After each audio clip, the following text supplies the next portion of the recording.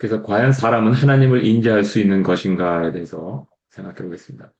창세기고, 이, 이거에 대해서, 세타에 대해서 제가 조금 이따 설명드리겠습니다. 그래서 아웃라인을 보면은 일단, 기본 개요에 대해서 제가 슬라이드 4장으로 설명드리고 내용이 그렇게 많지는 않습니다. 그 다음에 소통의 원칙에 대해서 또 4장 이렇게 말씀드리고, 4페이지를 통해서. 그 다음에 그 소통의 단계를 A, B, C로 나눠서 각 한 슬라이드씩 보여드린 다음에 매주 말, 한 슬라이드를 해서 12 슬라이드를 통해 가지고 말씀 같이 나눠보겠습니다. 아마 인텐시티로 보면은 이게 가장 그 슬라이드가 3개지만 좀 시간이 걸리지 않을까 하는 생각이 듭니다. 총 시간은 한 45분 정도로 생각하고 있습니다. 그럼 자, 도입.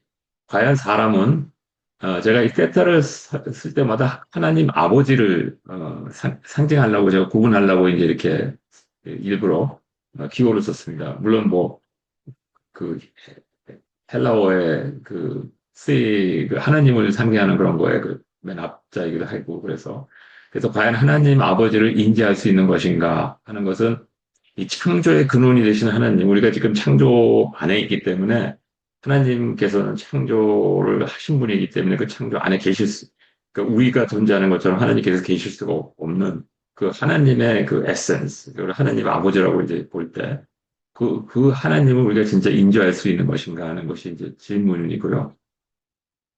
그래서 이 본 자료는, 이 혹시 또 이거를 말씀드리면은 이 삼위일체 트리니티 문제에 또 예수님의 그 속성에 대해서 문제를 혹시 어, 이끌어내려고 하는 것이 아닌가 하는 그런 혹시 질문을 하실까 봐 제가 미리 사전에 방지하기 위해서 카운슬 오브 나이시아나 아니면 칼케돈에서 정리된 삼위일체 개념이나 예수 그리스도의 신성과 인성에 대해서는 전혀 토론할 의도가 없습니다. 그러니까 그거는 다르지 않을 테니까 어, 그, 그쪽으로는 기대 안 하시는 게 좋을 것 같고요. 그래서 처음에 이 질문은 저희만 한 것이 아니라 예수님의 제자들도 그런 것 같습니다. 그래서 우리에게 아버지를 보여주셔서 하는 그 질문을 했던 것이 아마 비슷한 어떤 그런 생각을 하지 않았나 하는 생각이 들고요. 그래서 이 질문이 왜 중요하냐면은 신앙의 핵심은 하나님과의 관계인데 만약 우리가 하나님을 인지할 수 없다면 도대체 우리는 뭘 하고 있는 것인가 하는 질문을 할 수가 있고요. 그러니까 내가 하나님과 소통한다라는 것이 과연 내가 어떻게 소통하는지도 모르고 있고, 하나님의 그 실체를 우리가 모른다면 도대체 내가 하고 있는 게 무엇인가를 의심할 필요가 있는 것 같아요. 그 다음에 특히 이제 거기에서 소통이라는 그 관계는 뭐냐면, 제가 여기서 인지와 무관하게, 그러니까 하나님, 인지라는 것이 하나님의 두 가지 관점에서 이제 볼 수가 있는데, 하나는 하나님의 그 실체이신 하나님의 그 본질이 무엇이냐를 우리가 알 수 있느냐 없느냐인데 본질은 무엇이냐가 실질적으로 창조의 질서 틀 안에 표현이 될 수 있는 것이냐는 그런 문제가 있을 수 있고요. 그래서 그게 안 된다면 인지가 불가능한 거고 두 번째는 만약에 표현이 된다 해도 우리가 그것을 인지할 수 있는 인간에게 그런 역량이 있느냐는 그 이슈가 있거든요. 그래서 그 두 개를 다 떠나서 그거를 초월해서 만약에 하나님과 소통이 가능하다면 한 것인가라는 그 질문을 하고요. 왜냐하면 그 실체를 이해하지 못한다 해도 그 실체, 그러니까 예를 들어서 우리가 무슨 향기를 맡는데 그 향기의 소스가 무엇인지 몰라도 그 향기를 맡는 것은 맡는 거기 때문에 그런 차원에서 이제 하나님과 소통이 가능한 것이냐. 그렇다면 어떻게 이루어지고 있는 것이냐 하는 그런 질문들이 되겠습니다. 그래서 아까 제가 이제 이 비유로 이제 말씀드리는 건데 인지와 소통에 있어서 그래서 우리가 잠깐 생각해 봤는데 우리가 이 인간의 그 물리적인 세상을 향해서 인지하고 있는 것이 궁극적으로 이 어떤 그 분자라고 할까 예를 들어서 이 냄새 맡는 거라면 이 분자들이 이제 올라왔을 때 분자들이 뭔가 우리 몸에 있는 그 어떤 센서냐에 따라서 이 리셉터 셀들이 있다라는 거죠. 그래서 그 외부에서 들어오는 어떤 그것이 분자가 됐든 뭔가 그 웨이브가 됐든 뭐, 빛이 됐든, 엘렉트로마그네틱이 됐든, 뭔가 이렇게 오면은 그거를 잡을 수 있는 리셉터가 있고, 그 다음에 그 리셉터에서 이제 우리의 신경을 통해 가지고 뇌로 전달하게 되는데, 이제 특히 이 향기, 그러니까 냄새 같은 경우에는 세 군데를 통과한다고 그러는데, 이 세 군데 첫 번째는 그 앞부분에 있는 그 코텍스는 이 냄새가 떤 종류의 냄새인지, 그러니까 어떤 무엇에서부터 나는 냄새인지를 이제 아이덴티파이 하는 그 역할이 있고, 두 번째하고 세 번째는 뭐냐면은 그 냄새를, 향기를 맡는 순간 그 향기와 관련돼 있었던 모든 경험들을 부여하는 그런 이모션. 그다음에 그또 상기, 그 이모션이 아니라 그냥 기억만 하게 하거나 또 그 기억과 관련된 그 마음의 어떤 그 감정, 감동 이런 것들이 같이 섞여가지고 이 컨비네이션이 돼가지고 우리가 그 냄새를 이제 맡는다라는 것이죠. 자, 그렇다면 제가 이걸 왜 말씀드리냐면, 그렇다면 이 사람이 이제 얘기하는 것 같은 경우에는 이제 그 웨이브를 통해 가지고 이제 그 귀에 그 센서로 리셉터로 들어와 가지고 이제 비슷한 그걸 하는데 더 복잡한 것은 무엇이냐면 이 프로세싱 하는 데 있어서 이 냄새를 분석하는 것보다 이제 훨씬 더 복잡하고 지난번에도 제가 한 2년 전인가 3년 전에 보여드렸던 것처럼 이 눈으로 들어왔을 경우에 이 사용되는 이 뇌 브레인이 소리나 이런 것보다 훨씬 더 많은 부분을 필요로 한다는 것입니다. 그렇다면 우리가 어떤 쪽으로 생각해 볼 수 있냐면, 그러면 하나님과 우리가 소통한다고 그랬을 때, 그 하나님의 메시지를 접할 수 있는 리셉터는 우리 안에 무엇이냐? 그 다음에 그 리셉터를 통해 가지고 나의 그 컨셔스네스, 그러니까 뇌의 그 라이브러리에 매칭을 하면서 하나님에 대한 인식을 확대시키면서 내가 리스폰드 할 수 있는 그러한 메커니즘은 또 무엇이냐? 이런 질문을 이제 해볼 수 있다는 것이죠. 자, 그래서 혼과 의식과 인간의 그 뇌의 관계에 대해서 좀 생각을 해보면요. 뭐, 여러분 너무 많이 본 그 그림이지만, 이제 영이 있고, 육이 있고, 혼이 있어서 이것이 이제 본질적 차원에서 인간의 어떤, 실체다라고 얘기하면은, 어, 여기서 이제 첫 번째 나오는 질문이 뭐냐면은, 우리가 처음 창조됐을 때에는, 이게 영과 육의 액세스가 있었기 때문에 혼이, 이게 생명이죠. 그래서 혼이 인포메이션을 프로세스하는 굉장히 우리가 지금으로서는 이해할 수 없는 방법으로 이제 할 수밖에 없었다는 것이죠. 왜냐하면 지금 우리는 이제 영이 저기 뭐야 더 이상 기능을 하지 않고 있기 때문에 도어먼트하기 때문에 이 육에서만 오는 인포메이션을 프로세스하는 거거든요. 그렇기 때문에 우리는 이 영에서 오는 이 시그널들을 이 혼에서 어떻게 프로세스했는지 지금은 상상도 못한다라는 것입니다. 그리고 그래서 이거를 이제 그 다시 또 위에서 봤을 때는 이제 이런 식으로 표현할 수 있는 게 뭐냐면 이게 이제 마음이고 마음에서 특히 그 생각, 분석하는 생각 그뭐 그런 것들이고 이것이 이제 마음의 깊은 곳인데 이 깊은 곳에서는 이제 무의식이 지배를 하고 있겠죠. 이것이 아까 제가 보여드렸던 그 뇌에서의 이것이 인간의 관점에 있어서는 이 뇌라고 생각하시면 됩니다. 근데 이 뇌가 우리 안에서 이제 이것이 움직일 때 실질적으로 그 뇌만 움직이는 것이 아니라 우리는 성경을 통해서 이제 알 수 있는 것이 이 뇌에서 움직이는 그 뉴런들이라든지 이러한 움직임들과 그 레퍼런스 라이브러리 같은 아까 전 말씀드린 것처럼 이 모든 것의 일대일의 매칭이 이제 우리의 그 마음의 그, 그 영적인 그런 심리적인 그 마음에 그러니까 이 물리적인 것이 아니라 심리적인 그 마음에 일대일로 같이 매칭하고 있다라는 것을 우리가 추측해 볼 수는 있습니다. 그리고 여기서 아까 제가 말씀드린 것처럼 이 영의 그 소스가 지금 도대체 어떻게 우리에게 이게 도먼트하기 때문에 전혀 이 irrelevant해진 상태에서 이 안에서 어떤 일이 벌어지고 있는지를 우리는 잘 모른다는 것이죠. 그래서 이것이 실질적으로 우리가 질문해 볼 것은 여기는 그렇다 치고 그러면 여기에 있어서는 우리 마음에서 뇌에 주는 영향이나 뇌 물리적인 세상을 통해서 들어와서 우리 마음에 미치는 영향이나 어떤 상호작용을 하면서 어떤 것이 더 그 도미넌트 하느냐 이제 이런 질문을 해볼 수 있는 거죠. 이것에 대해서 이제 연구한 사람들도 꽤 있습니다. 그다음에 마지막으로 이제 물리적 차원에서 여러 가지 그 센소리 아까 말씀드린 것처럼 리셉터들이 이제 있었다. 그런데 제가 그 5 센스가 아니라 요새는 7 센스라고 그럽니다. 뭐, 하여튼 그 7이라고 그래도 됐고, 뭐, 얼만큼 세분하게 나누냐에 따라 달라지는데.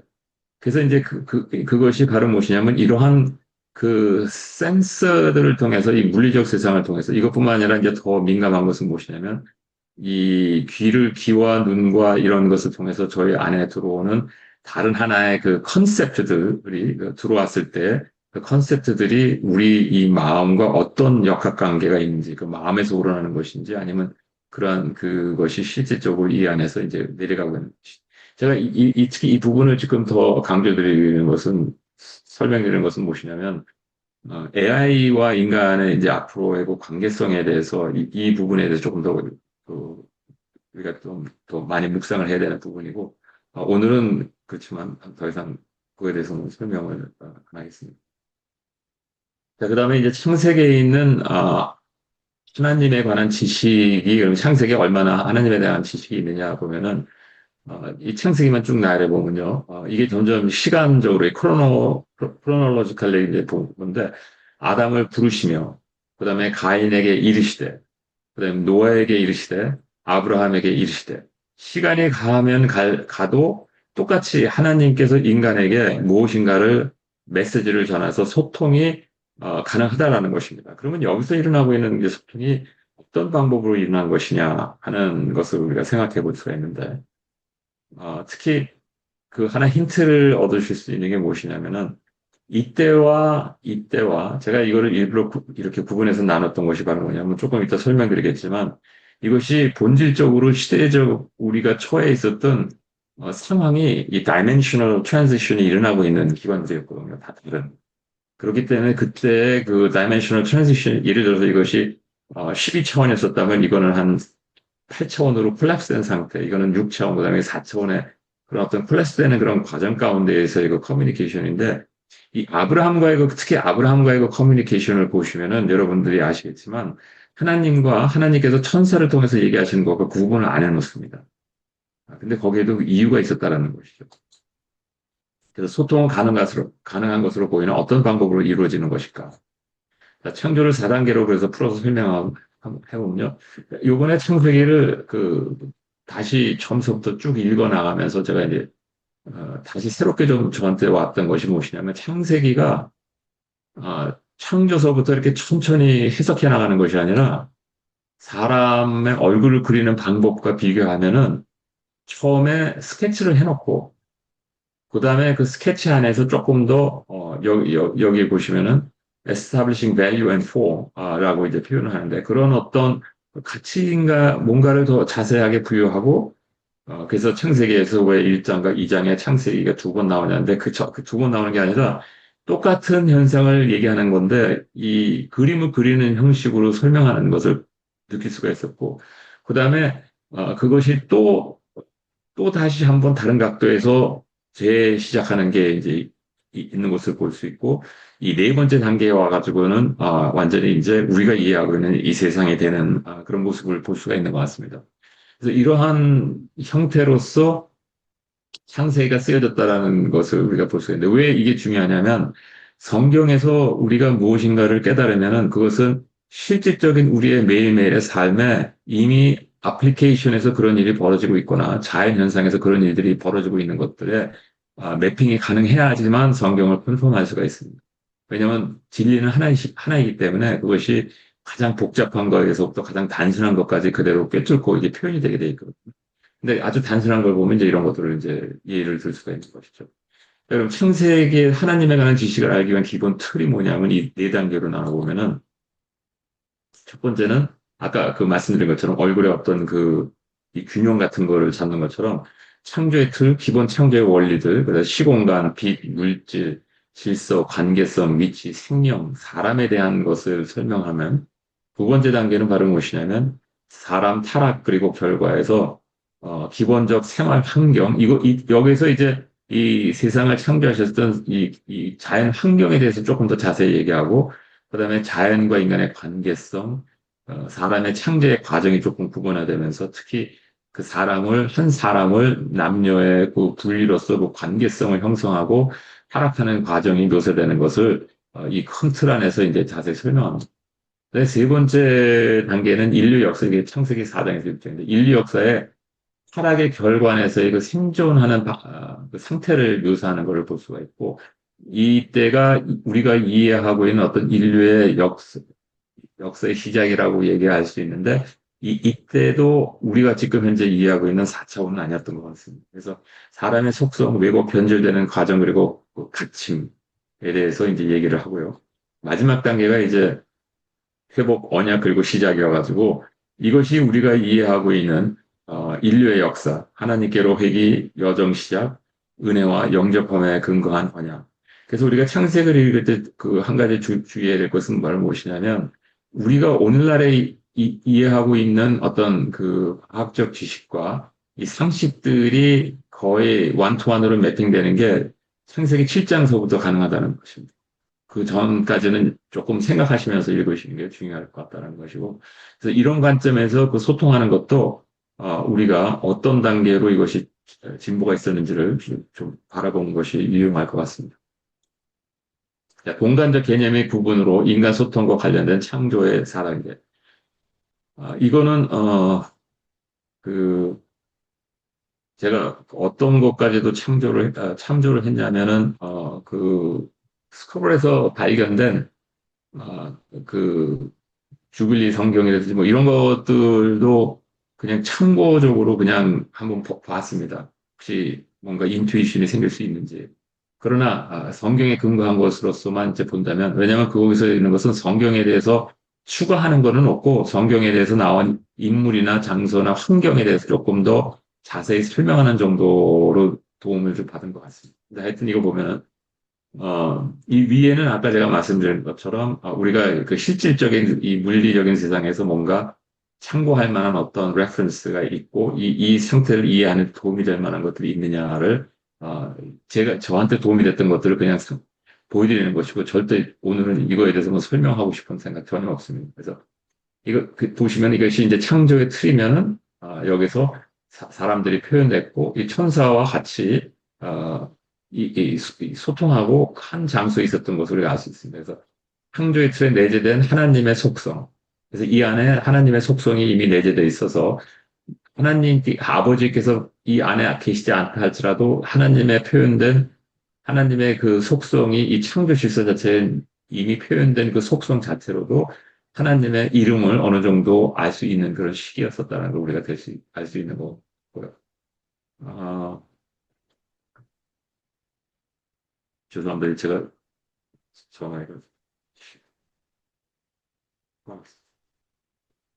그래서 창조의 틀에 내재된 하나님의 속성.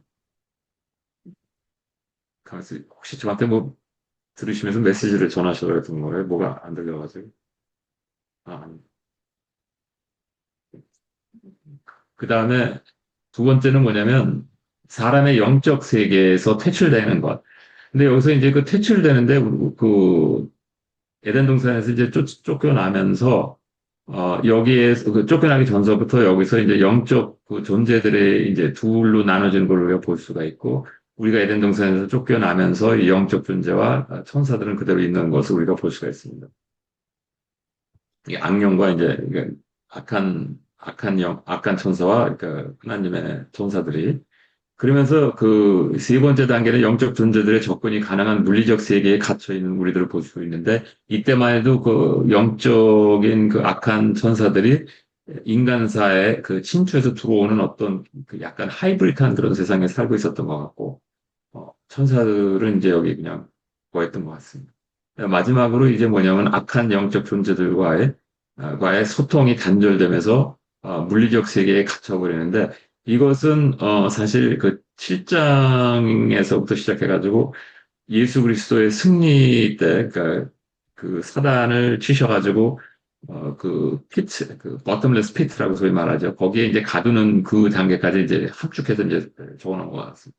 적어놨습니다. 그래서 구약 시대는 이제 여기라고 이렇게 좀 비교할 수 있으면 특히 여기에 있어서 이 단절되는 그 자체는 어떤 방법으로 단절됐냐면 이 악령이, 아니, 악한 천사가 인간의 세계에 들어오지 못하도록 하나님께서 금지한 것보다는 인간에 있는 세상을 물리적인 세계로, 이 익셉션을, 그러니까 영적 어떤 그 플렉시빌리티를 얻게끔 가둬버렸습니다. 그래서 그런 관점에서 악한 천사도 같이 있었지만 들어오지 못한 것이지, 계속 같이 있었다는 것이고, 완전히 갇히게 된 것은 이제 십자가 이후에 벌어진 일이다라고, 승리 때 이제 벌어진 일이다라고 생각할 수 있을 것 같습니다. 왜냐하면 우리가 이것을 어떻게 알 수 있냐면은, 구약에 보면 천사가 자유롭게 하나님 앞에 와서 대변도 하고, 변론도 하고, 이제 그런 것들을 볼 수가 있거든요. 그리고 참고로 천사는 무슨 하나님을 대적해서 무슨 싸울 수 있는 무슨 그런 제2의 하나님이 아니라 그냥 하나님의 피조물의 하나입니다. 그냥. 그래서 그것이 이렇게 이상하다고 느낄 필요는 없다는 것이죠. 자, 그 다음에 그러면 이제 참고로 여기서, 선악과는 우리에게 악을 직접 경험해보지 않은 가운데 악을 경험한 것처럼 인지하게 해주는 하나님의 도구이다. 그래서 다만 믿음이 요구된다 해서 이거는, 약간 좀 설명하는데 이해되시기가 어려우실 수 있을 것 같은데 이것이 왜 중요하냐면은 왜 사도 바울이 믿음을 그렇게 강조했고 우리가 구원받는 것이 어떻게 구원받는 것이며 이것이 우리가 하나님과 소통하는데 어떤 역할을 하는지에 대해서는 굉장히 중요한 역할이기 때문에 잠깐 좀 설명을 드리면은 이제 이거 설명드린 것처럼 여기에 보시면은 우리가 이렇게 돼 있고 어, 이것이 지금 현재 우리 마음의 뇌라고 생각하시면 됩니다. 그래서 이거에 이제 그 카운터파는 물리적 뇌와 이것이 이제 1대1로 이제 매핑이 되고 있다라고 생각하시면 될 것 같고요. 그래서 이것이 이해하기 힘드시면 우리 뇌의 안에 뉴런들의 움직임이라고 생각하셔도 됩니다. 이 센서리를 통해 가지고. 자, 그러면 하나님의 말씀이 있는데 이 안에 이 하나님의 말씀은 어떤 역할을 했냐면 본질적 사람 마음의 틀은 세상을 인지하는 한 부분이 하나님의 말씀에 대한 믿음으로 구성되어 있었다라는 것입니다. 지금 무슨 뜻이냐면 쉽게 설명드리려면 이 뇌에 아까 여러 가지 컴파트멘트가 있어서 그 레퍼런스 라이브러리 매핑하면서 그 사고를 확대해 나간다고 그랬지 않습니까? 그러면 이 뇌의 한 부분이 하나님께서 이미 채워주신 그 컴파트멘트가 있었다라는 것입니다. 그게 하나님의 말씀이었었고 그것이 선악과였습니다. 그 선악과를 먹지 말라는 것이 이 안에 있었는데 그 왜 그러냐면은 그 선악과를 먹으면 악을 체험하게 되는데 그 악을 체험하게 되면 더 이상 하나님과 소통할 수 없는 단계에 있기 때문에 계속 소통을 유지하면서도 악을 체험할 수 있는 유일한 방법이 뭐였었냐면 그 악이 있다라는 것을 믿음으로 받아들일 때 그것이 현실로 인지되는 그런 상황이었었다라는 것입니다. 그래서 믿음은 하나님의 말씀이 실제 체험이 그대로 이루어지는 기능을 가지고 있다라는 것입니다. 영적 존재 유지.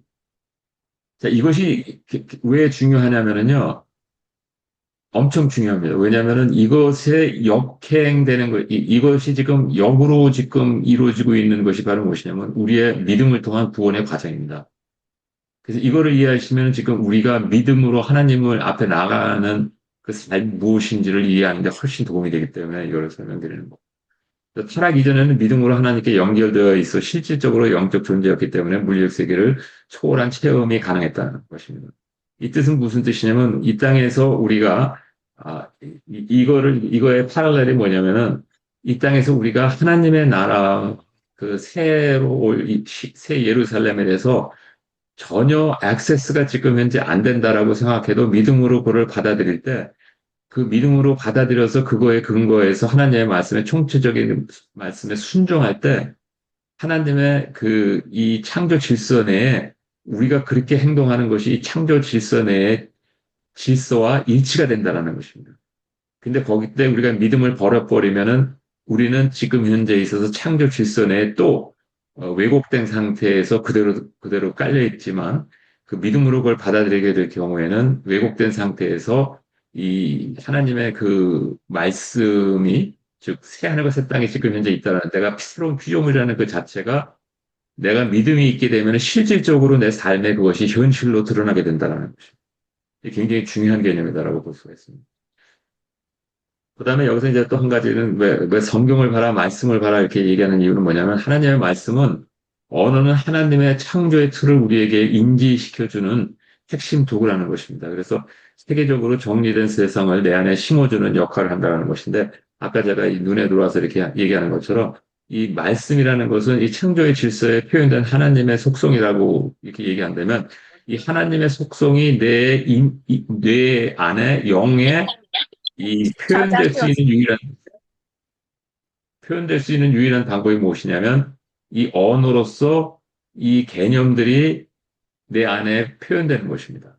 그래서 언어는 이 하나님의 말씀이라는 그 개념은 로고스라는 그 개념하고도 연관되는 그 이유가 왜 그러냐면은 그냥 단순하게 우리가 언어로서 사용하는 그냥 그런 차원이 아니라 실질적으로 하나님의 말씀과 그다음에 이 언어가 우리에게 주어졌던 그 이유는 바로 무엇이냐면 이 창조의 그 원리 자체, 하나님의 뜻을 우리가 우리 인간의 그 하나님의 흔적을 우리 가운데 갖고 있는 고도로 발달된 피조물로서 하나님의 뜻과 생각을 프로세스해 나갈 수 있는 유일한 도구가 이 언어라는 것입니다.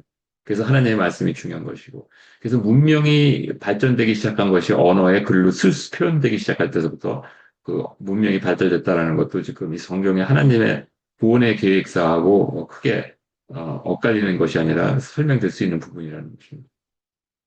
자, 그러면은 하나님의 실체에 대한 지식은 접근이 불가능하나 창조의 틀을 통하지 않은 하나님의 유일한 직접 접속 부분이 생기었었다라는 것입니다. 이것은 무슨 뜻이냐면 이제 하나님 아버지가 계시고 영이 계시고 영은 어느 거예요. 그다음에 예수 그리스도께서 계셨다는데 하나님께서 세상을 창조하실 때 하나님의 영으로 움직이시면서 이 세상의 틀이 창조됐고 이 세상의 틀이 무엇이냐면 예수 그리스도입니다. 그래서 그 어느 것도 예수 그리스도를 통해서 창조되지 않은 것이 없다라고 이제 표현을 하는 것이고 지금 예수 그리스도께서 이 창조를 예수 그리스도의 능력으로 붙들고 유지시키고 있다는 것이고 그런데 이것이 끝이 아니라 하나님의 영을 통해서 생명을 불어넣어 주셔서 우리가 생기를 불어넣어 주셔서 우리가 생기가 됐죠. 그렇다면 이건 여기서 우리가 배울 수 있는 게 뭐냐면은 하나님에 대해서 우리가 하나님의 이 창조 틀에 대해서 내재되어 있는 하나님의 속성들은 간접적으로 인지할 수 있지만 하나님의 속성을 알 수 있는 유일한 그 채널이 바로 무엇이냐면 나의 생기입니다. 나에게 들어온 생기. 근데 여기서 지금 성령님께서 우리 안에서 역사하신다라는 것은 바로 무엇이냐면 이 하나님의 직접적인 영이 우리 안에 임하셨다 그러기 때문에 지금 똑같은 현상이 벌어지는데 그렇다면 우리가 하나님에 대해서 하나님의 속성에 대해서 알 수 있는 엄청난 비밀이 하나 밝혀지는 것입니다. 그게 바로 무엇이냐면 사랑하지 아니하는 자는 하나님을 알지 못하니 이는 하나님은 사랑이십니다. 지금 무슨 뜻이냐면 이 하나님의 속성, 이 창조 원리 밖에 계시는 그 하나님의 우리가 도저히 접근할 수 없는 그 하나님이시지만 그 하나님의 가장 핵심되는 그 속성을 우리 안에서 경험할 수 있는 유일한 것이 바로 무엇이냐면 사랑인데 그 사랑이 이 세상에서 가장 중요한 것이라는 것입니다. 그래서 우리가 하나님을 경험할 때는 우리 안에 사랑이 없으면 하나님하고 소통이 되지 않습니다. 특히 하나님을 사랑하는 것은 사람을 사랑하는 것이고 그래서 성경에 하나님을 사랑하는 사람은 하나님께 알려진 바 된 자라 이렇게 표현하는 것이 굉장히 의미 있는 얘기입니다. 하나님을 사랑하지 않으면은 하나님 앞에서 우리가 그 존재로서 드러나지 못한다는 겁니다. 근데 우리가 하나님을 사랑할 때 그 하나님의 마음이 우리 안에 있기 때문에 그 내 안에 있는 하나님의 사랑 때문에 하나님께서 우리를 알아본다라는 것처럼까지도 우리가 설명할 수 있다는 것입니다. 그래서 이것은 굉장히 중요한 것이고 그렇기 때문에 우리가 하나님과 소통이 힘들 때 하나님은 사랑이시다라는 것을 기억하면 엄청난 그것이 우리 열쇠가 될 수가 있습니다. 그래서 하나님을 사랑하는 자가 가진 지식은 하나님에 관한 것이며 하나님을 아는 것이 아니라는 것입니다. 이게 무슨 뜻이냐면 우리가 하나님에 대해서 많이 안다라고 얘기하는 사람이 만약에 하나님에 대한 뜨거운 사랑이 없으면 그 사람은 하나님에 관하여 아는 것이지 하나님을 아는 것이 아닙니다. 그러나 이 하나님에 관한 지식이 많지 않다 할지라도 하나님을 사랑하는 자는 그 사랑하는 그 영역 안에서 하나님을 알게 되는 것입니다. 그래서 하나님을 사랑하는 자가 하나님을 아는 것은 세상적인 지식으로 봤을 때 하나님에 관하여 하나님을 아는 것에 1%가 안 된다 할지라도 이 두 사람이 만나서 대화할 때 사랑이 없는 사람은 수공을 찌르는 소문이 없는 소리가 된다는 거죠. 왜냐하면 듣는 것은 하나님이시고 하나님께서 인정하시는 사람이 결국은 진짜 하나님을 아는 사람이거든요. 근데 바로 그것이 사랑을 통해서만 이루어진다는 그 놀라운 사실을 성경에서 우리에게 말씀해 주고 계시다는 것입니다. 자, 그러면 이제 세 번째 소통의 단계에 들어가서 타락 이적과 그 전략 과정에 대해서 이제 좀 생각해 보겠습니다. 타락 이전과 이후 사람의 마음의 본질적 상태를 한번 보면은 이게 타락 이전이죠. 그럼 영과 육의 세계를 통하여 접수되는 정보를 처리했다. 여기서 이제 올라오는 것과 이 세상을 통해서 이제 들어오는 것. 그 다음에 마음의 가장 깊은 곳과 연결되어 하나님의 인지의 열쇠 역할을, 통로 역할이죠. 열쇠 역할을 했다라고 우리가 이제 볼 수가 있습니다. 그런데 타락하면서 인간이 육체가 됐다라고 얘기하는데 여기서 육체가 됐다는 건 뭐냐면 고도의 IQ를 가진 동물하고 똑같은 겁니다. 고도의 IQ를 가진 동물. 그래서 이제 이런 거에 어떤 질문들을 이제 철학자들이 이제 할 수 있는 질문들은 바로 무엇이냐면, 사람의 경우에 도덕성이 있는 사람들이 신앙과 종교와 관계없이 도덕성이 이제 높은 사람들인데 그런 사람들에는 그러면은 그것이 하나님에 대한 어떤 흔적이 있는 것이냐 아니면 종교가 없이도 인간은 원래 그 거룩한 면이 있는 것이냐는 질문을 할 수가 있는데 일부에서는 이제 어떻게 얘기하냐면은 사람이 도덕성이 가진 것이 셀프 인트러스트라는 것입니다. 내가 다른 사람한테 해줘야지 그 사람도 나한테 이 정도로 대해주고 그래야지 내가 보호를 받고 이런 것이 어떤 소셜 노음으로 인정될 때 expectation에 의해서 인정될 때 내가 안전하게 살 수 있다라는 그러한 두려움 때문에 비롯되는 것이 도덕성이다라고 이제 얘기하는 경우가 있고 일부에서는 하나님에 대한 지식이 없어졌지만 그 없어진 그 공간은 아직 비어 있지 않습니까? 그렇기 때문에 그 공간에서 나오는 뭔가의 인간의 어떤 그 양심, 그런 것과 같은 개념의 도덕성이다라고 이제 얘기를 하는 것이. 또 어떤 것은, 어떤 사람들은, 우리가 하나님은 소통이 안 되지만 그럼에도 불구하고 뭔가 어떤 영의 세계에 노출되어 있기 때문에 영의 세계에 우리가 이해하지 못하는 질서에 영향을 받기 때문에 이제 그런다 이렇게 얘기하는 사람들도 있습니다. 무엇이 맞는지는 잘 모르겠지만 양심에 관한 것은 성경에 있는 얘기고요.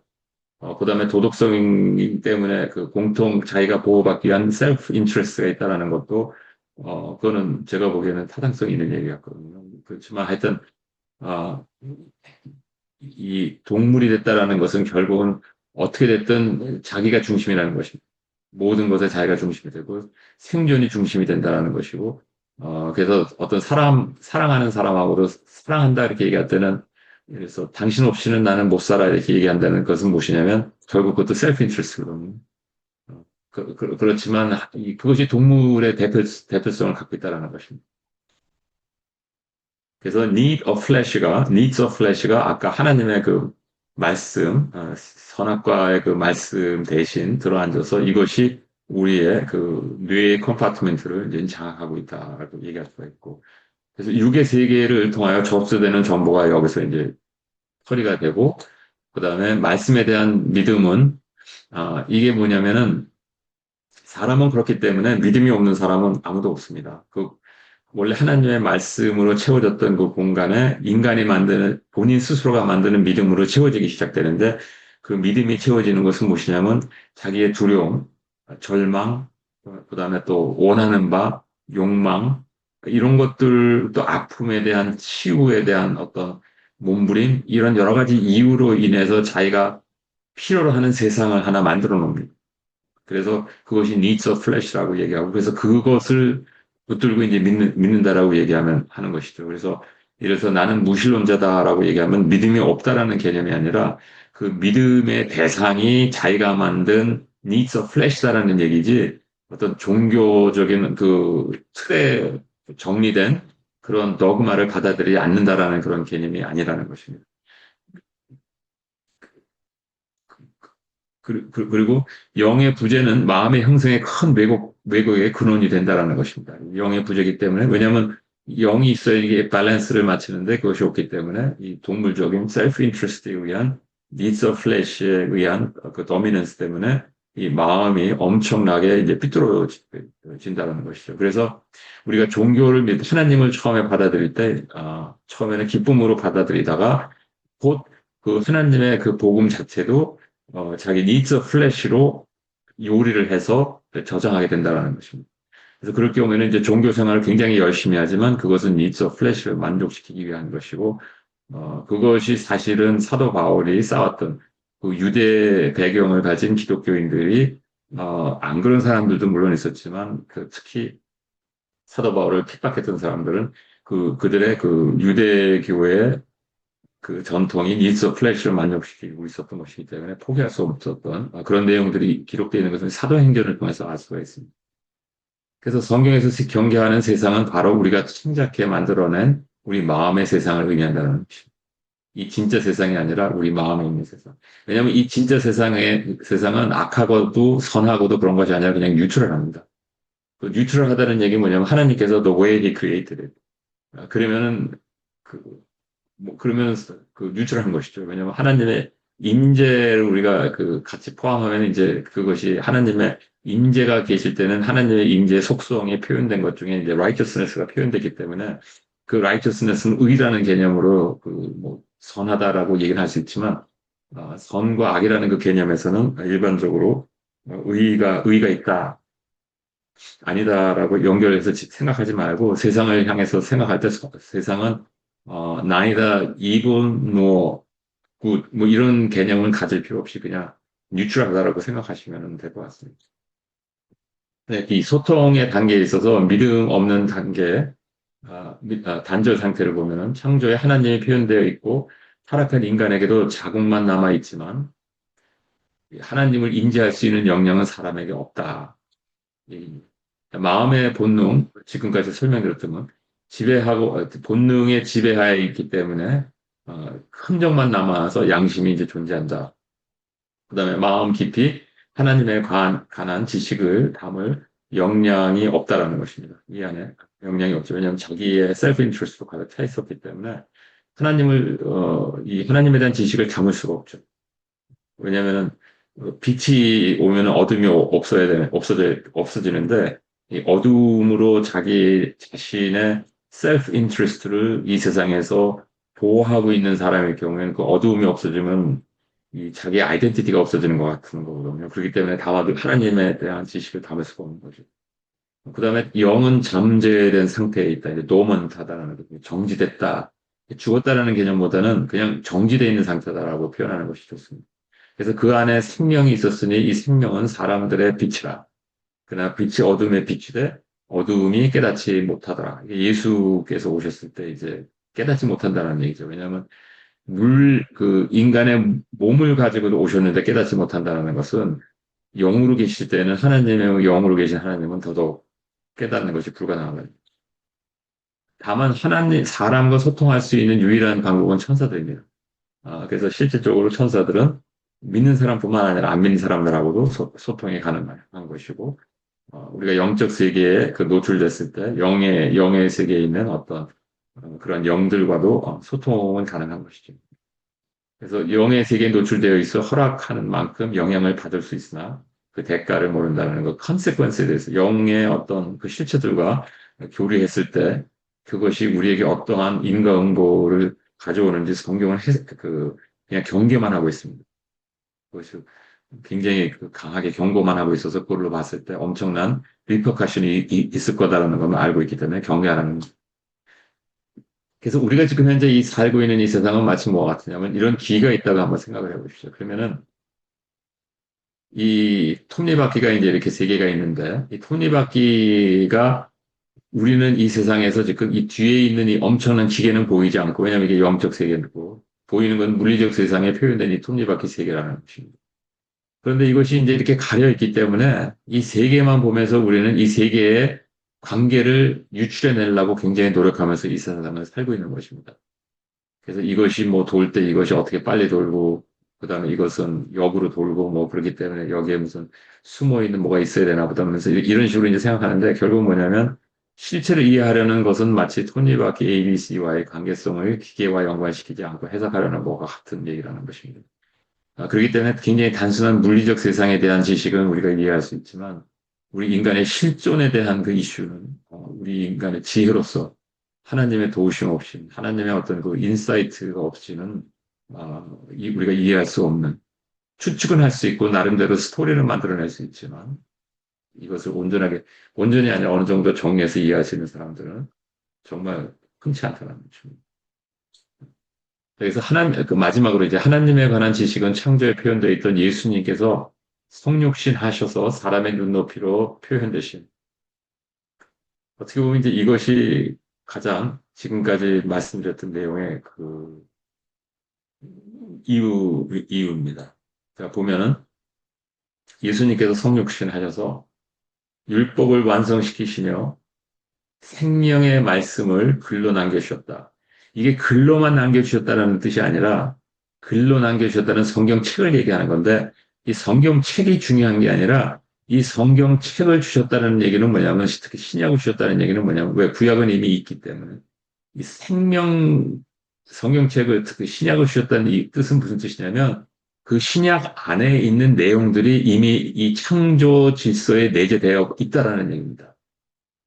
그래서 그 내재되어 있는 그 실체를 종합해서 우리가 이해할 수 있도록 글로 적어준 것이 성경이라는 얘기입니다. 그래서 성경은 지식이 아니라 성경은 현실이고 운행하고 있는 엄청난 하나님의 능력이고 그것이 우리의 이해로 전달되기 위해서 다만 글로 표현된 것뿐이라는 것입니다. 그다음에 믿는 자들, 먹는 이에게 생명 나무는 그 말씀이 생명으로 변화되어 우리를 살리고 계시다라는 것입니다.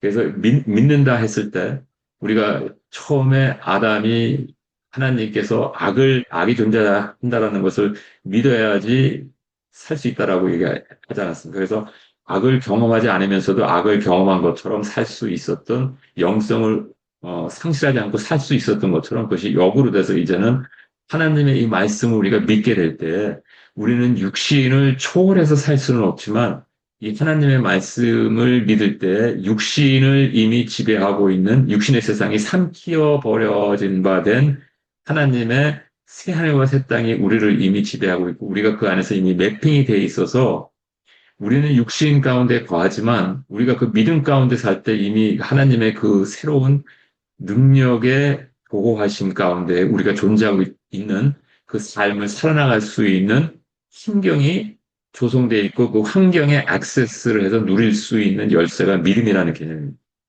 그래서 선악과의 개념이 중요한 겁니다. 그래서 십자가로 대속하여 새 창조에서 표현되는 것, 예수의 이름을 믿으면 구원을 얻으라는 것이 예수의 이름이라는 것이 바로 무엇이냐면 제가 지금까지 설명드렸던 예수님의 역할을 상징하는 것이 예수님의 이름입니다. 그렇기 때문에 예수님의 이름을 믿는다라는 것은 예수님을 믿는다라는 것이고 예수님을 믿는다라는 것은 성경에 나와 있는 지금까지 그 설명들을 물론 제가 잘못 설명한 것도 있겠지만 그 에센스를 믿는다라는 것이 그 예수의 이름을 믿는다라는 것입니다. 그래서 예수의 이름으로 기도합니다라고 했을 때 그 이름으로 기도한다라는 것이 예수 그리스도 그분 그다음에 what he has done and what he stands for 이 모든 것의 종합체를 갖다가 근거로 해서 기도한다라는 그런 개념입니다. 제가 여기다 천사도 하나 더 이제 애드했는데 그건 왜냐하면 예수의 성육신 다음에 성령께서 우리 안에서 역사하실 때 그 영의 세계에 하나님의 구원의 역사가 굉장히 강해지기 시작했다는 것입니다. 이것은 요한계시록을 통해서 이제 알 수 있는 그런 내용입니다. 그래서 마지막으로 이제 하나님의 그럼 소통 방법이 무엇이냐 했을 때 여기서 잠깐 우리가 이제 45분 됐는데 5분만 더 하고 마치겠습니다. 하나님의 그 소통 방법에 대해서 우리가 이해해야 되는데 이것은 뭐냐면 자, 성령님께서 우리 안에 들어오셔서 우리는 나이에 관계없이 하나님과 소통하는 법을 우리의 영을 통해서 들어오는 그 시그널을 감지하면서 시작을 해야 합니다. 근데 이것을 그러면 어떤 비유로 생각하는 것이 가장 이해가 쉬우냐면 어린아이가 처음 태어났을 때 블랭크한 그 뇌 가운데에 그 뇌에 그 이 세상에 대한 이미지와 언어에 대한 이미지로 체계화되면서 형상을 만들어놔야 이 세상과 소통이 조금씩 조금씩 가능해지는 것처럼 여러분도 우리도 저도 하나님과 소통하기 시작할 때 마치 어린아이가 이 세상에 처음 태어났을 때 이 세상과 또 다른 사람과 소통하는 방법을 배워나가는 것처럼 우리가 그런 프로세스를 통해야 하나님과의 소통이 점점 더 얼굴과 얼굴을 맞대고 대화하는 것처럼 수월해지기 시작한다는 것입니다. 물론 하나님을 처음 뵀을 때, 그 은혜를 받았을 때, 우리가 구원받았을 때, 그 하나님의 그 인지하신 그런 거를 느끼고 그런 것들은 마치 어떤 것과 같은 것이냐면 어린아이가 힘들고 막 괴로워할 때 어머니나 아버지가 그 아이를 그 꽉 껴안고 위로해주고 가라앉히, 진정시킬 때 느끼는 그 안도감, 그런 거와 같은 하나님에 대한 경험이거든요. 근데 거기에서 우리가 성장하면서 이제 하나님과 대화하는 그런 법을 우리가 배워나가야 된다는 것입니다. 근데 그 방법이 이제 첫 번째는 뭐냐면 미리 주셨던 말씀을 풀어 세상에 대한 이해를 교정해 주시며 소통하시는 것입니다. 이것은 the word of life. 이것이 우리가 지식으로 들어와 있을 때, 우리 지식으로 들어와 있을 때 이 지식이 모세의 율법 자체도 그 안에 내포되어 있거든요. 왜냐하면 하나님께서 완성시키셨기 때문에 그 완성된 모세의 율법이 내재되어 있는 생명의 말씀이 우리 안에 지식으로 들어올 때 성령님께서 하시는 가장 첫 번째 일은 뭐냐면 우리가 시간을 드릴 때, 하나님께 시간을 드릴 때 그것을 풀어주시기 시작하시면서 그것이 우리 인생 가운데 경험되기 시작합니다. 그것이 야답니다. 그러면서 우리는 하나님을 알아가는 것입니다. 그리고 하나님과 교제하는 것입니다. 하나님을 알아가는 것은 하나님을 체험하는 것이기 때문에 체험하는 것은 소통한다는 얘기거든요. 체험하는 것은 커뮤니케이트 한다는 얘기입니다. 두 번째로는 이 성령께서 내 마음 깊이 거하시며 소통하심을 시작했다는 것인데 이 뜻은 무슨 뜻이냐면 내 안에 이 dormant, 멈춰 있었던 그 영을 그 열쇠를 통해서 들어오셔서 우리 마음을 장악하기 시작하시는데 이 장악하기 시작하시면서 우리 마음에서 움직임이 일어나기 시작하는데 이때 움직임이 일어나는 그 자체도 말씀을 통해서 같이 협업하면서 생명으로 변합니다. 성령께서 들어오셔가지고 직접 우리 마음을 갖다가 꿰뚫는 것이 아니라 우리 안에 있는 말씀을 통해서 글을 통해서 우리 안에 스며들어 있는 그 글들을 생명으로 변화시키시면서 이 안에서 역사하고 계시는 것입니다.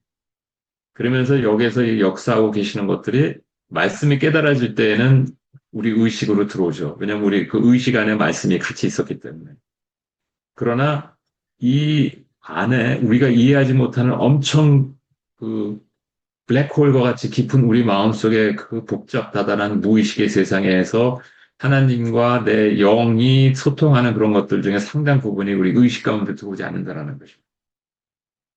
근데 그 들어오는 그 방법을 우리가 어떻게 할 수 있냐면 의식으로 전달되게 되는데 그게 어떤 방법으로 될 수가 있냐면 예를 들자면은 우리가 묵상하고 있을 때 아무 생각도 하지 않고 있을 때 갑자기 내 안에 이 안에서 무슨 과거의 일들이 터지면서 나의 모습이 보이기 시작하면서 이 안에 내 의식을 들어옵니다. 그것도 성령께서 저와 하나님께서 나와 소통하는 것이고 말씀을 아무리 묵상해도 내가 이 차원에서 깨달아지지 않았을 때 그 다음날 그 아침에 일어나서 맑은 정신으로 성경을 읽을 때 갑자기 내가 이 차원에서 고민하면서 깨닫지 못했던 그 시간에 이 안에서 성령께서 역사하고 계셔서 깨달음이 왔었는데 이 깨달음이 여기까지 올라오는데 시간이 걸렸을 겁니다. 그래서 내가 앉아서 그 생각을 집중할 때 갑자기 그때 이게 쏟아져 나오기 시작하는 그런 것을 우리가 볼 수 있고 이것이 말씀에 대한 깨달음뿐만 아니라 하나님과 나와의 그 관계에 있어서 하나님께서 나를 인정해 주시는 것, 나를 도와주신다라는 것, 내가 하나님의 은혜 안에 있다라는 것, 내가 하나님을 사랑한다라는 것도 같은 맥락에서 이런 것들이 이루어지고 있기 때문에 특히 오늘날에 있어서 이 하나님을 필요로 하는 엄청난 고독과 외로움과 힘든 가운데 있는 사람들이 이런 하나님의 은혜의 세상이 우리 앞에 펼쳐져 있는데 이것을 함께 누릴 수 있는 이 메시지가 이 복음이 강하게 전달돼야 된다는 것입니다. 왜냐하면 이것이 바로 우리를 살리는 힘이 되기 때문에 그렇습니다. 그다음에 전달 방법은 물리적 세계의 소통 방법과 다르다는 것을 이해하셔야 됩니다.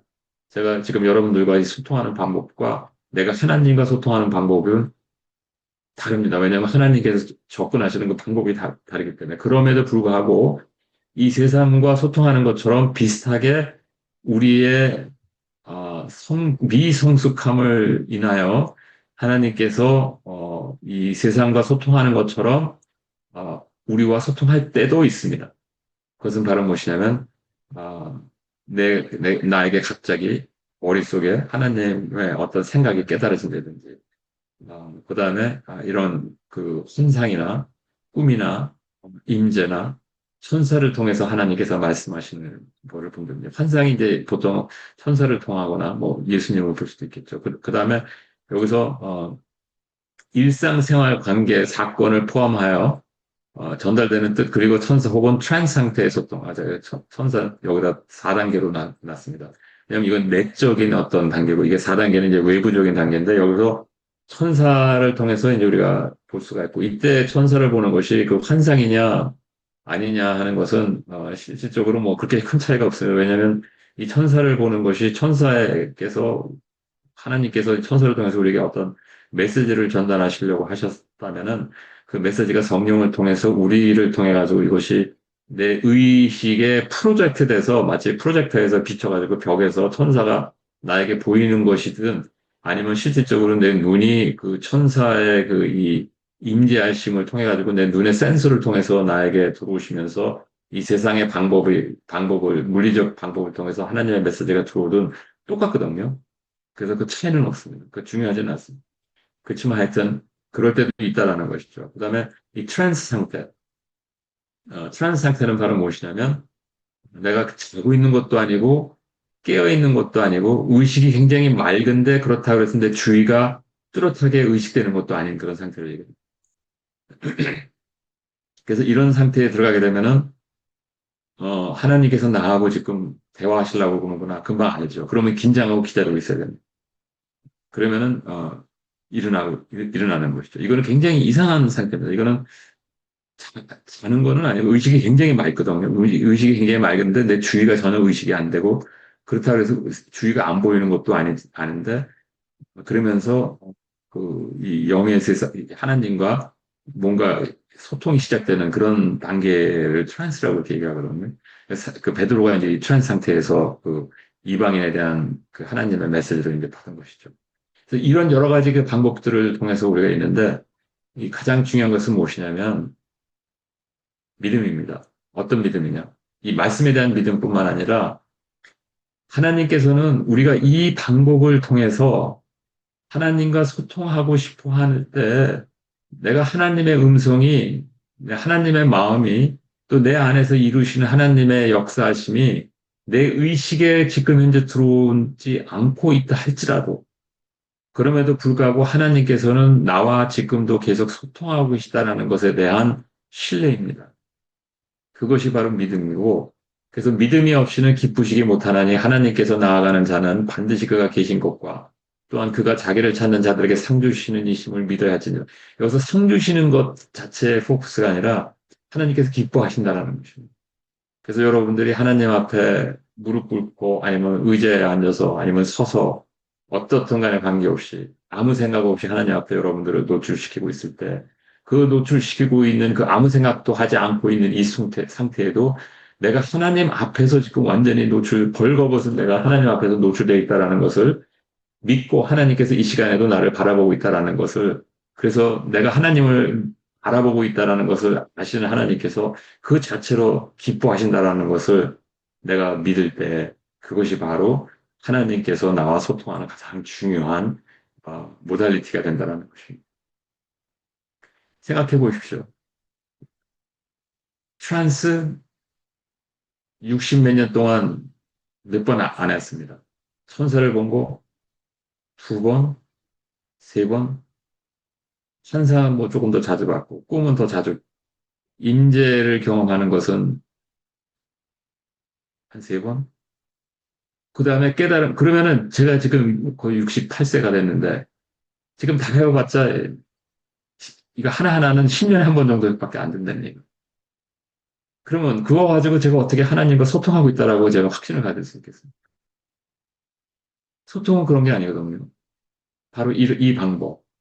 이 방법의 핵심에 우리의 매일 먹고 사는 내가 내 아내와 대화하는 것이 바로 이런 것처럼 하나님과 소통하는 것이 이것으로 돼야 하고 내가 바로 이것을 갖다가 하나님과 대화하는 것을 유지할 수 있고 하나님께서 그것을 이 방법을 통해서 기뻐하신다라는 걸 알 수 있는 방법이 뭐냐면 이 시간에도 하나님께서는 나를 내 마음을 내 생각을 청취하고 들어주시고 내 안에서 역사하고 계시다라는 확신입니다. 이것이 우리가 하나님과 소통하고 있는 가장 핵심적인 것이라는 것. 그리고 그것이 왜 가능하냐면 이러한 제도를, 환경을, 시설을, 설비를 창조 질서 내에 인스티튜트 하셨기 때문에 그렇습니다. 끝으로 과연 사람은 하나님을 인지할 수 있는 것인가? 우리가 구하는 만큼 허락하신다는 것입니다. 하나님은 자기를 사랑하시는 자와 비밀을 함께 나누시는 것을 기뻐하시는 분. 그래서 필요 조건은 무엇이냐면 의로움, 경외함, 그리고 믿음, 깊은 체험에서 비롯되는 세상에 없는 지식을 얻게 된다는 것입니다. 우리가 마지막으로 욥에 대해서 생각하면서 어떻게 욥은 인간이 그 정말 상상할 수 없는 가장 깊은 고통 가운데 있으면서도 하나님 앞에서 하나님의 주권에 자기의 그 고통이 하잘 것 없는 것처럼 아무것도 아니다라는 것을 깨닫게 되는 깊이의 하나님의 지식의 단계까지 들어갔던 사람입니다. 그래서 이분이 어떻게 그랬었는지를 보면은 우스 땅에 욥이라 이름하는 사람이 있는데 그 사람은 순전하고 정직하여 하나님을 경외하며 악에서 떠나는 자야더라. 의로운 사람이었었다는 것, 즉 진리를 항상 추구하는 사람이었었다는 것. 그 다음에 그럼에도 불구하고 고통받아서 하나님을 어, 비난할 때 보통 욥이 하나님을 비난하지 않았다는데 욥도 하나님께 엄청 하나님의 탓을 했죠. 하나님을 비난했고 그랬을 때 하나님께서 그에게 창조를 보여주시면서 창조하실 때의 모습을 보여주시면서 참고로 창조할 때의 모습이 욥에게 보일 수 있었던 것은 보통 있었기 때문에 그렇습니다. 그래서 너는 대장부처럼 허리를 묶고 내가 네게 묻는 것을 대답할지라. 내가 땅에 기초를 놓을 때 네가 어디 있었느냐. 내가 깨달아 알았거든 말할지어다. 그 고통의 가장 심한 곳 가운데 심한 곳까지 내려갔을 때 하나님께서 하나님 되심을 보여줬을 때 하나님께서 이제 욥에게 말씀하시는 거죠. 욥이 여호와께 대답하여 가로되 주께서는 무소불능하시오며 무슨 경영이든 못 이루실 것이 없는 줄 아오니 무지한 말로 이치를 가리우는 자가 누구이니까 내가 스스로 깨달을 수 없는 일을 말하였고 스스로 알 수 없고 헤아리기 어려운 일을 말하였나이다. 내가 말하겠사오니 주여 들으시고 내가 주께 묻겠사오니 주여 내게 알게 하소서. 내가 주께 대하여 귀로 듣기만 하였사더니 이제는 눈으로 주를 배움나이다. 그러므로 내가 스스로 하나여 티끌과 제 가운데에서 얘기하나이다.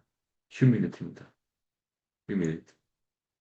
그래서 우리는 하나님을 경외함, 그리고 그 다음에 휴밀리티가 있을 때 하나님께서 우리와 비밀을 깊이 나누시는 그런 기뻐하심을 누리시게 된다는 것입니다. 이것을 듣고 또 그러면 나는 고통받는 게 싫어서 하나님의 하나님에 대한 지식을 갖고 싶지 않다라는 말씀을 하실 필요 없습니다. 왜냐하면 원하셔도 욕과 같은 그 단계까지 들어갈 수 있는 사람은 거의 없기 때문에 그것까지 걱정 안 하셔도